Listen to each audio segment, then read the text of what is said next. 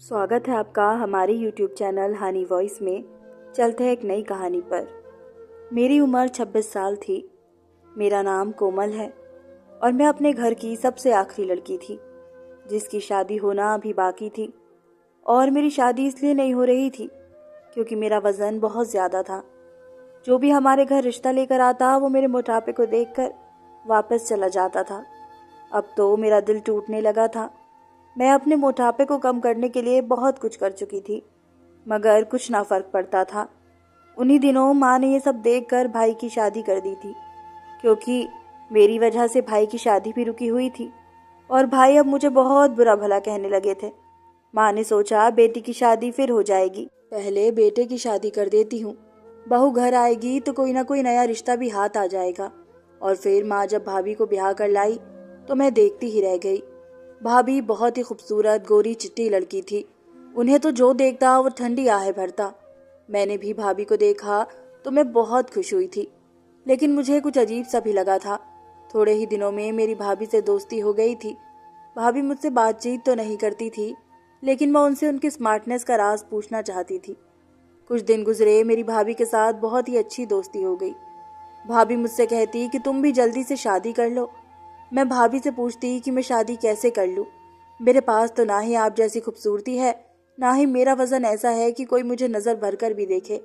भाभी बोली, इसमें क्या है, मैं तुम्हारा इलाज कर दूंगी। मैं भाभी को हैरान होकर देखने लगी कि भाभी मेरा इलाज कैसे करेंगी। वो बोली कि तू अभी तैयार हो जा, हम डॉक्टर के क्लिनिक पर चलते हैं। मैं बहुत ज़्यादा खुश हो गई। मुझे तो यकीन ही नहीं आ रहा था आज पहली बार किसी ने मुझे डॉक्टर के पास जाने को कहा था। वरना सब यही कहते थे कि तू रोटी बहुत खाती है, तू कम खाओगी तो ठीक हो जाओगी। भाभी ने बाहर जाकर एक रिक्शा रोका, फिर मुझे उसमें बैठाने को कहा और बोली, चलो मैं तुम्हें क्लिनिक पर लेकर चलती हूँ। मैं बहुत खुशी खुशी भाभी के साथ बैठी। हम तकरीबन आधे घंटे के बाद एक क्लिनिक पर पहुंचे थे, मगर मुझे बहुत हैरत हुई थी क्योंकि उस क्लिनिक पर कोई बोर्ड वगैरह नहीं लगा हुआ था, ना ही उसमें ज़्यादा लोग थे। बस मेरी जैसी कुछ औरतें वहाँ बाहर बैठी हुई थी और कुछ औरतों के चेहरे पर बड़े बड़े दाग धब्बे थे। उनको देखकर मुझे अपना आप काफ़ी बेहतर लगा। थोड़ी ही देर के बाद एक लड़की अंदर आई। वो उन सब औरतों को देखने लगी जो कि उस कमरे में बैठी हुई थी। फिर उसकी नज़र मुझ पर पड़ी तो उसने अजीब से अंदाज में मुस्कुराते हुए मेरी भाभी को इशारा किया। भाभी ने भी उसे इशारों इशारों में कुछ कहा और फिर वो मुझे लेकर बाहर आ गई। वो औरत मुझे देखकर बहुत खुश हुई। भाभी ने मुझे कहा कि औरत जो भी पूछे तुम सीधा सीधा जवाब दे देना, फिर यही तुम्हें बड़ी डॉक्टरनी के पास लेकर जाएगी। इससे तुम्हारी परेशानी दूर हो जाएगी। मुझे क्या पता था कि मेरी किस्मत बदलने वाली है और भाभी पर भरोसा करके मैं एक बहुत बड़ी गलती करने वाली हूँ। वो लड़की मुझे एक कमरे में लेकर गई। वहाँ पर भाभी मौजूद नहीं थी। वो मुझसे कहने लगी, तुम्हारे मोटापे को नापना पड़ेगा, पता लगाना पड़ेगा कि तुम्हारे शरीर में पानी कितना है और चर्बी कितनी है। तुम इस बेड पर लेट जाओ, मैं मशीन लेकर आती हूँ। मैं बहुत हैरान हुई, लेकिन भाभी ने कहा था कि चुपचाप उस औरत की बात मान लेना, ऐसा ना हो कि बाद में कोई परेशानी हो। मैंने फौरन ही बेड पर लेटकर उसके कहने के मुताबिक आंखें बंद कर ली। उसके बाद क्या हुआ मैं नहीं जानती। कुछ ही देर गुजरी थी कि कमरे में आवाज़ सी आने लगी। शायद वो औरत कमरे में आई थी। बस फिर क्या था, मेरी आंखों पर किसी ने पट्टी बांधी। मुझे बहुत डर लग रहा था क्योंकि भाभी भी आसपास नहीं थी। पट्टी बांधने के बाद मुझे कुछ पता नहीं चला। फिर जब मेरी पट्टी खुली तो मैं बिल्कुल वैसी की वैसी ही थी। मुझ में कोई बदलाव नहीं आया था और ये काम तकरीबन 5 से 7 मिनट का था। और फिर मुझे अपने पूरे जिस्म में जलन सी महसूस होने लगी। मैंने उस औरत से पूछा कि ये क्या था, मेरे साथ तुमने क्या किया है। वो बोली कि मैंने तुम्हारा अल्ट्रासाउंड किया है। इसमें हैरानी वाली कौन सी बात है। अल्ट्रासाउंड? मेरे दिमाग में फिर से बातें फिरने लगी क्योंकि अल्ट्रासाउंड तो उन औरतों का होता है जिनको कोई बच्चा वगैरह होता है। फिर अल्ट्रासाउंड के लिए पेट पर एक खास तरह का पानी लगाया जाता है और वो मशीनें भी दूसरी होती है। इस औरत ने तो मुझे हाथ तक नहीं लगाया था। फिर ये कैसा अल्ट्रासाउंड था जो बिना देखे ही हो गया। मुझे बहुत अजीब लग रहा था। फिर वो मुझे अपने सामने बैठाकर मुझसे बातें करने लगी। वो बोली कि तुम पर यह मोटापा कब से है, तुम खाती कितना हो। मेरी सारी बातें जो मैं बोल रही थी वो एक कॉपी पर लिखती जा रही थी। यहाँ तक कि सारी पूछताछ पूरी हो गई तो उसने मुझे कहा, अब तुम बाहर जाओ और अपनी भाभी को अंदर भेजो। मैं डरते डरते बाहर चली गई। मुझे तो पता ही नहीं था कि मेरा वजन कम भी हो पाएगा या नहीं। भाभी को मैंने अंदर कमरे में भेज दिया और खुद मैं दरवाजे के बाहर खड़ी हो गई। मुझे दरअसल बहुत अजीब लग रहा था कि मैं वहां खड़ी रहूं। मैं तभी दरवाजे के करीब जाकर खड़ी हो गई तो मेरे कानों में भाभी और उस औरत की बातें पड़ने लगी। तभी मुझे अंदर से हंसने की आवाज आई तो मैं हैरान हो गई कि भाभी की उस औरत से दोस्ती थी या वो उससे पहले से ही जानती थी, क्योंकि उन दोनों के हंसने की आवाज बाहर तक आ रही थी। खैर, मैं तो कुछ कर ही नहीं सकती थी। मेरी भाभी ही मेरा सब कुछ थी। भाभी थोड़ी देर के बाद कमरे से बाहर आई। उनका चेहरा बिल्कुल सपाट था। वो कहने लगी, चलो जल्दी से घर चलो, अब काफी देर हो गई है, तुम्हारा भाई भी आने वाला होगा। मैं भाभी की हड़बड़ी को समझ नहीं पाई। मैं भाभी के पीछे पीछे आ गई। भाभी ने फौरन ही जाकर रोड पर एक रिक्शा रोका और उसमें बैठ गई। सारे रास्ते भाभी ने मुझसे कोई बात नहीं की। वो गुमसुम ही बैठी रही थी। शायद वो शब्दों को इकट्ठा कर रही हो मुझसे बात करने के लिए। आधे घंटे में हम घर पहुंचे। भाभी ने रिक्शे वाले को पैसे दिए और उसे वापस भेज दिया। रिक्शा वाला मुझे देखकर बड़ी अफसोस भरी नजरों से देख रहा था। लगता था जैसे उसे कुछ पता हो और मुझे कुछ बताना चाहता हो। उसने एक बार मुझे आवाज भी दी, रुकिए, बात सुनिए। फिर भाभी ने उसे झटक कर वहां से भगा दिया था। मैं बहुत परेशान हुई थी। मेरा तो दिल चाह रहा था कि मैं भाभी से सारी बातें पूछ लूं, उनसे कहूं कि मैं भाई को बता दूंगी, लेकिन मैं क्या कर सकती थी। मेरा वजन बहुत ज्यादा था और उसके लिए भाभी को ही मेरा इलाज करवाना था। जैसे ही हम घर में दाखिल हुए, भाभी मुझसे बात करने के बजाय सीधा अपने कमरे में चली गई। मैं भी उनके पीछे पीछे गई कि शायद वो मुझे मेरे इलाज के बारे में कुछ बताएंगी, मगर उन्होंने फौरन दरवाजा बंद कर लिया और मैं बाहर ही पागलों की तरह खड़ी देखने लगी। काफी देर भाभी का इंतजार किया, मगर वो कमरे से बाहर नहीं निकली। मैं इसी तरह अलग अलग सोचे सोचती रही। मैं अपने कमरे में आ गई। तभी माँ ने मुझे बुलाया। उन्होंने मुझे कहा कि तुम्हारी भाभी तुमको बुला रही है। मैं बाहर गई तो भाभी बहुत खुश लग रही थी। वो मेरे गले लगकर बोली, तू मेरी सबसे अच्छी ननंद है, मैं आज बहुत खुश हूँ, तेरा इलाज तो हो ही जाएगा। मुझे अपनी भी बहुत खुशी है। भाभी के चेहरे से खुशी के रंग झलक रहे थे। उन्होंने मुझे अपने पर्स से कुछ पैसे निकाल कर दिए और बोली, लो जो भी दिल करे मेरी तरफ से खा लेना। मैं परेशान होकर बोली, भाभी अभी तो तुम मुझे मोटापे के इलाज के लिए लेकर गई थी और अब खाने के लिए और पैसे दे रही हो, ये क्या बात हुई? मेरे पूछने पर भाभी हंस पड़ी। अरे इसमें क्या बात है, तुम खाना पीना कर लो, कल से तुम अच्छी तरह से डाइटिंग करना और मैं तुम्हारा इलाज भी करूंगी। और हाँ, उस डॉक्टरनी ने तो मुझे दवा भी दी है, उस दवा से 2 हफ्ते में तुम्हारे पेट की चर्बी खत्म हो जाएगी। ये बात सुनकर मैं बहुत खुश हुई। अच्छा, क्या वाकई? मुझे तो लगा था कि उसने आपसे कोई खतरे की बात कही है, यही कि शायद मैं लाइलाज हूँ, मेरा कोई इलाज नहीं हो सकता। मेरी बात पर भाभी हंस पड़ी और फिर बड़ी ही शैतानी मुस्कुराहट चेहरे पर सजाकर बोली, तुम्हारा इलाज मुमकिन है मेरी जान, बस तुम्हें थोड़ा सा सब्र करने की जरूरत है। भाभी के ऐसे रिएक्शन देखकर मैं डर जाती, मगर फिर खामोश हो गई। इस हल्ले गुल्ले में पता ही नहीं चला कब मेरा बड़ा भाई भी घर आ गया।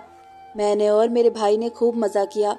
हम लोगों ने बाहर से खाना मंगवाया और खाया। इन सब में मैं अपनी दवा के बारे में भूल ही गई। फिर सब कामों से फ्री होकर भाभी मेरे कमरे में आई। उसके हाथ में छोटी सी बोतल थी। वो मेरी तरफ देखते हुए बोली, यही वो दवा है जो उस डॉक्टरनी ने मुझे दी है। इससे क्या होगा भाभी, ये तो बहुत थोड़ी सी दवा है। नहीं, इसी से तो असर होगा, ये बहुत असर करने वाली दवा है। ये कहकर भाभी ने वो बोतल मुझे दिखाई। उसमें एक खास तरह का तेल था। भाभी ने मुझे बताया कि इस तेल को नाभि में डालकर रात भर सो जाना है। मैं सुबह उठूंगी तो मेरा वजन कम होने के लिए मेरे शरीर में बहुत सारे बदलाव आने शुरू हो जाएंगे। भाभी की बात सुनकर मैं बहुत खुश हुई थी। भाभी ने कहा कि ये दवा बहुत महंगी है, मैंने तुम्हारे लिए 10,000 की ली है, इसलिए इसको बहुत ध्यान से यूज करना। इसकी एक एक बूंद नाभि में डालती रहना, इससे तुम्हें बहुत ज्यादा मदद मिलेगी। मैं भाभी की बात सुनकर उनकी बहुत आभारी हुई। फिर अचानक भाभी को कुछ याद आया और वो बोली, बात सुनो, तुम इस दवा को डालने के बाद अपने कमरे में ही रहना, कहीं इधर उधर मत जाना, इससे नींद बहुत आती है। जी भाभी, मैं कहीं नहीं जाऊंगी, आप फिक्र ना करें, पूरा कोर्स करूंगी। हाँ, बहुत अच्छी बात है। अच्छा चलो मैं अब चलती हूँ, रात बहुत हो गई है। ये कहकर भाभी मेरे कमरे से चली गई और मैं उस शीशी को देखने लगी जो बहुत ही छोटी सी थी। इसमें ऐसा लगता था जैसे तेल नहीं बल्कि जहर की बूंदें हो। मैंने उसे खोला तो एक अजीब सी बदबू मेरी नाक से टकराई थी। खैर, मैंने दरवाज़ा बंद किया और उस तेल को अपनी नाभि में डालने के बाद मैं सो गई। मुझे उस रात बहुत गहरी नींद आई थी। काफ़ी देर मैं सोती रही, बिल्कुल ऐसे जैसे कोई बेहोश आदमी सोता है। सुबह के तकरीबन 10 बजे माँ ने मेरा दरवाज़ा ज़ोर ज़ोर से बजाया था। माँ की आवाज़ सुनकर मैं भी बहुत ज़्यादा डर गई थी, क्योंकि ऐसा पहले कभी नहीं हुआ था। उठते ही मेरी नज़र घड़ी पर पड़ी तो मैं हैरान ही रह गई थी कि सुबह के 10 बज रहे थे। हालांकि ऐसा होना नहीं चाहिए था। मैं सुबह के 10 बजे तक आज तक कभी नहीं सोई थी। मैंने हमेशा अपनी ज़िंदगी हल्की फुल्की गुजारी थी। फिर जैसे ही मैंने दरवाज़ा खोला तो माँ की मुझ पर नज़र पड़ते ही परेशान होकर मुझे देखने लगी। अरे बेटी, क्या हुआ? तुम तो बहुत जल्दी उठ जाया करती हो, आज ऐसी क्या बात हो गई? माँ के कहने पर मैं खुद को हैरत से देखने लगी। मेरे जिस्म से भी बदबू आ रही थी। मुझे लगा जैसे मैं किसी कीचड़ भरे बाजार में सोई थी, क्योंकि मेरे कपड़े से भी अजीब तरह की बदबू आ रही थी, जिसे सूंघा भी नहीं जा रहा था। वो तो ऊपर वाले का शुक्र है कि मैंने उस बदबू को महसूस नहीं किया। मैं नाश्ते पर जाने से पहले नहाने के लिए अपने कमरे में चली गई। मुझे नहा धोकर अपने आप को तरोताज़ा महसूस हुआ। मुझे बहुत बुरा भी लग रहा था कि इस तरह सोने से मेरे कपड़े पहले कभी बदबूदार नहीं हुए थे, लेकिन आज तो एक अजीब ही मामला मेरे साथ हुआ था, जिसका सर पैर मुझे नजर नहीं आ रहा था। थोड़ी ही देर बाद मैं नाश्ता करने गई। भाभी भी मेरे साथ बैठी थी। मुझे देख देख कर भाभी भी बहुत ज्यादा खुश हो रही थी। वो बोली कि तुम्हें रात को नींद कैसी आई? मैं भाभी को ये भी नहीं कह सकती थी कि रात को बहुत नींद आई, बल्कि नशे वाली नींद आई, क्योंकि माँ भी साथ बैठी थी और हो सकता था कि माँ मुझे इस बात पर डांटती कि तुम अपनी भाभी के साथ अकेली क्लिनिक पर क्यों गई थी। यूं मैं चुप रही। थोड़ी देर बाद भाभी ने खुद ही मुझे अपने कमरे में आने का इशारा किया। मैं जैसे ही भाभी के कमरे में गई तो भाभी बहुत खुश थी। वो बोली कि देखो कोमल, वजन एकदम कम नहीं होता, तुम्हें कुछ महीने मेहनत करनी पड़ेगी। इस तेल को लगातार तुम्हें यूज करना होगा, लेकिन उससे पहले मैं तुम्हारा एक और जगह टेस्ट करवाना चाहती हूँ। उस टेस्ट के बाद और ज्यादा अच्छे से पता चलेगा कि तुम्हें कौन सी दवा की जरूरत है। तुम तो जानती हो तुम्हारा मोटापा खतरनाक हद तक बढ़ चुका है। अब अगर तुम किसी से शादी करोगी तो वो तो तुम्हें अपनी माँ के बराबर समझेगा, क्योंकि तुम्हारा वजन 50 साल की औरतों से भी ज्यादा है। ये बात सुनकर मैं डर गई। मैंने कहा, भाभी आपको जो भी टेस्ट करवाने हैं मैं आपके साथ चलने को तैयार हूँ, लेकिन भगवान के लिए मेरे मोटापे का कुछ करें। भाभी ने भी डॉक्टरी का कोर्स किया था, इसलिए मुझे उन पर बहुत ज्यादा भरोसा था। भाभी ने कहा कि आज शाम को चलेंगे। शाम को मैं तैयार हो गई। भाभी ने फिर उसी तरह एक रिक्शे वाले को बुलवाया। वो मुझे लेकर उसी क्लिनिक पर चली गई। मैं इस बार सब कुछ जान चुकी थी, क्योंकि हम एक बार पहले भी यहाँ आ चुके थे। भाभी बोली, तुम इसी तरह कुर्सी पर बैठ जाओ, मैं थोड़ी देर बाद डॉक्टर को लेकर आती हूँ। मैं कुर्सी पर बैठ गई। डॉक्टर कुछ मिनटों में आ गई। फिर उनके आते ही मैंने उन्हें नमस्ते किया और वो बोली, वाह भाई, तुम तो बहुत जल्दी पतली नजर आने लगी हो। ये कहकर वो बुरी तरह हंसने लगी, जबकि मैं हैरान थी कि ऐसा तो किसी ने भी नहीं कहा था कि मैं पतली लग रही हूँ। क्या ये लोग मुझे बेवकूफ़ बना रही थी? मैंने देखा उस औरत के हाथ में कपड़े थे जो नए लग रहे थे। उस औरत ने वो कपड़े भाभी को दिए। भाभी ने उससे वो कपड़े लेकर मुझे दिए और बोली, जाओ जाकर बाथरूम में कपड़े चेंज करके आओ, इसी में तुम्हारा चेकअप होगा। मैंने कपड़े देखे तो वो किसी दुल्हन के जैसे कपड़े थे। लग नहीं रहा था कि उन कपड़ों में मेरा कोई चेकअप होगा, क्योंकि ये कपड़े अस्पताल के हरगिज नहीं थे, क्योंकि मैं अस्पताल के नीले रंग के कपड़ों से अच्छी तरह वाकिफ थी। वो तो पहनने में बहुत आरामदायक होते हैं और ये कपड़े बहुत ज्यादा चमकीले और भड़कीले थे। मैं हैरत भरी नजरों से भाभी और उस लड़की को देखने लगी। अरे जाओ भी, पहन कर आओ, मैं तुम्हारा इंतजार कर रही हूँ। मेरे पास इतना वक्त नहीं है, मेरे पास और भी मरीज है। ये कहकर मैं उसके रूप में आ गई। मैं बाथरूम में गई। वहां जाकर मैंने वो कपड़े लटकाए और चेंज करके बाहर आ गई। वो कपड़े मुझे पूरे आ गए थे। ऐसा लग रहा था जैसे मेरे ही नाप के हो, वरना अक्सर मुझे इस तरह के कपड़े कभी पूरे नहीं आते थे। वो औरत मुझे कपड़े पहनाकर एक कमरे में ले गई और मुझसे कहने लगी कि तुम यहीं थोड़ी देर बैठी रहो, और हाँ, तुमको सामने उस शीशे को देखना है, हिलना जुलना नहीं है। मैं उस औरत के कहने के मुताबिक उस शीशे की तरफ देखने लगी। मेरे सामने शीशा रखा हुआ था। यहाँ मुझे बैठे बैठे काफी देर गुजर गई थी। फिर उस औरत ने मुझे कहा कि तुम उठकर खड़ी हो जाओ, और हाँ, हिलना मत, वरना तुम्हारे लिए परेशानी हो जाएगी। मैं तुम्हारे चेकअप के लिए बहुत बड़ी मशीन कमरे में ला चुकी हूँ, उससे तुम्हारा चेकअप हो जाएगा। फिर उसने मुझसे कुछ और भी बातें की और बोली, अब तुम घर चली जाओ और फिर मुझसे 3 हफ्तों के बाद मिलना। जो दवा मैंने तुम्हें दी थी वो तुम पर असर कर रही है, उसके बाद से तुम ठीक होने लग जाओगी। वैसे भी तुम्हारा वजन तो 5 किलो कम हो गया है, मैंने तुम्हारा वजन कर दिया है। वो औरत बोली, तुम्हें बहुत हैरान हुई थी, वजन करने जैसी तो यहाँ कोई बात नहीं हुई थी। मैं अपने घर आ गई।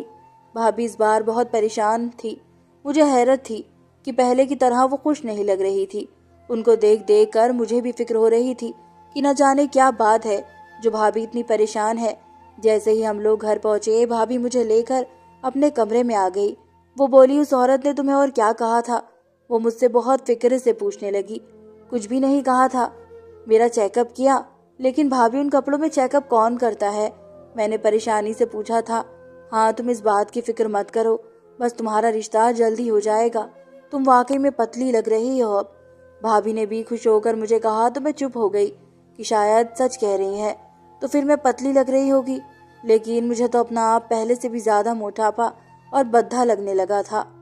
फिर भाभी ने मुझे बताया कि तुम्हारे पतले लगने की वजह से अब मैं तुम्हारे रिश्ते लाऊंगी। तुम फिक्र मत करो, मैं तुम्हारे लिए बहुत अच्छा रिश्ता लेकर आऊंगी। जब भाभी ने ये कहा तो मैं खुश हो गई थी, लेकिन घर में किसी ने भी मेरे वजन के बारे में कोई बात नहीं की। 2 दिन के बाद भाभी ने मुझसे कहा, मेरे घर वालों से पहले मैं एक और रिश्ता तुम्हें दिखाना चाहती हूँ, तुम्हें पसंद हुआ तो बताना। वो लोग हमारे घर आ गए। 2 दिन बाद ही मेहमान बनकर तकरीबन पूरा घर हमारे घर आया। भाभी ने उन सबको यही बताया था कि मेरी ननद का रिश्ता अभी तक नहीं हुआ, मगर वो सब लोग तो जैसे मुझे पहले से ही जानते थे, और ये तो वही है। उनमें से एक औरत ने कहा। फिर वह उस लड़की को कुछ दिखाने लगी, बोली कि ये तो वही है, इसका मोटापा तो देखो। नहीं नहीं, ये तो बहुत मोटी है भाई, पहले ही हमारे खानदान में ऐसी लड़कियों का मजाक बनता है, चलो यहाँ से। उन लोगों ने तो आमने सामने मेरे मुंह पर ही यह कह दिया था कि मैं मोटी लगती हूँ और ऐसी लड़कियों से वो रिश्ता नहीं करते। मेरा दिल बहुत टूटा, मगर मैं खामोश रही। वैसे भी भाभी ने कहा था कि अगर तुम्हारी शादी या रिश्ता उन लोगों के साथ नहीं होता तो फिर मैं अपने भाई से तुम्हारी शादी खुद करवाऊंगी, तुम इस बात की फिक्र मत करो। उनके जाने के बाद भाभी मुझे तसल्ली देने लगी और बोली, ये आखिरी लोग थे जिन पर मैंने भरोसा किया, बस तुम फिक्र मत करो, मैंने अपने भाई से सारी बात कर ली है। अब अगर वो तुमसे शादी करेगा तो तुम्हारी जिंदगी संवर जाएगी। बस तुम एक्सरसाइज भी किया करो, मेरा भाई भी तुमको डॉक्टर के पास लेकर जाएगा, उससे तुम ठीक हो जाओगी। मैंने ऊपर वाले का धन्यवाद किया। कुछ ही दिनों में भाभी का भाई मेरा रिश्ता लेकर आ गया। उन्होंने मुझे देखा तक नहीं और मेरी शादी की तारीख रख दी। मैं बहुत खुश थी, आखिर भाभी का प्लान काम कर गया। लेकिन भाभी ने मुझे सख्ती से मना कर रखा था कि आइंदा के बाद वो दवा यूज मत करना, उससे तुम्हें बहुत नींद आती है, बेहोशी जैसी हालत होती है। मैंने भाभी की बात समझ ली थी तो मैंने वो दवा यूज करनी छोड़ दी। मेरे लिए जिंदगी बहुत आसान हो गई थी। मेरा पति मुझे देखते ही मुझ पर फिदा हो गया। वो बोला कि तुम मुझे बहुत अच्छी लगती हो, तुम बहुत खूबसूरत हो। मैंने तो सिर्फ अपनी बहन के लिए तुमसे शादी की है, अपनी बहन का घर बचाने के लिए, वरना मैं तुम जैसी औरत से कभी शादी ना करता। शायद ये सोचकर कि तुम्हारा वजन ज्यादा है, मगर तुम्हारी असल खूबसूरती आज देखी है। क्यों? बहन का घर बचाने के लिए क्यों? मैंने अपने पति से पूछा तो वो बोला, मैं तुम्हें ये बात नहीं बता सकता, मेरी बहन ने मुझे कसम दी है, वरना अगर मैं तुमको ये बात बता दूंगा तो वह नाराज होगी मुझसे। मैंने अपने पति के मुंह से ये बात बड़ी मुश्किलों से निकलवाई और ये बात सुनकर मेरे रोंगटे खड़े हो गए। वो कहने लगा कि मेरी बहन तुम्हारे मोटापे का इलाज नहीं करवा रही थी, वो दरअसल तुम्हें इस्तेमाल करके पैसे कमाना चाहती थी। वो तुम्हें अलग अलग लोगों से मिलवाती थी जिनको अपनी ब्रांड की मॉडलिंग के लिए एक बहुत ही मोटी औरत की जरूरत थी। इसी वजह से वो तुमको एक एजेंसी के पास लेकर भी गई थी, मगर उन्होंने कहा कि तुम इस तरह तस्वीरें नहीं बनवाओगी, तो तुमको कोई बहाना करके लाए। कुछ दिनों तक तो ये सिलसिला चलता रहा। 1-2 तस्वीरें तुम्हारी अखबार में भी छप गई थी, लेकिन इस बात पर तुम्हारी भाभी बहुत परेशान हुई क्योंकि तुम मशहूर होने लगी थी, और ये बात अगर तुम्हारे भाई को पता चल जाती तो वो मेरी बहन को तलाक दे देता। बस इसलिए उसने तुम्हारी शादी का बंदोबस्त मुझसे कर दिया। मेरा पति ये कहकर तो खामोश हो गया। मेरे दिमाग में आंधी तूफान की तरह पिछली गुजरी कहानी चलने लगी। मैं सोच भी नहीं सकती थी कि भाभी मुझसे पैसों के लिए इस्तेमाल करेगी, क्योंकि वो भी एक सभ्य परिवार से संबंध रखती थी। लेकिन अच्छी बात यह थी कि उन्होंने अपने नुकसान की भरपाई कर दी थी। उन्होंने अपने भाई से मेरी शादी का बंदोबस्त कर दिया था ताकि मैं समाज में बदनाम ना हूँ।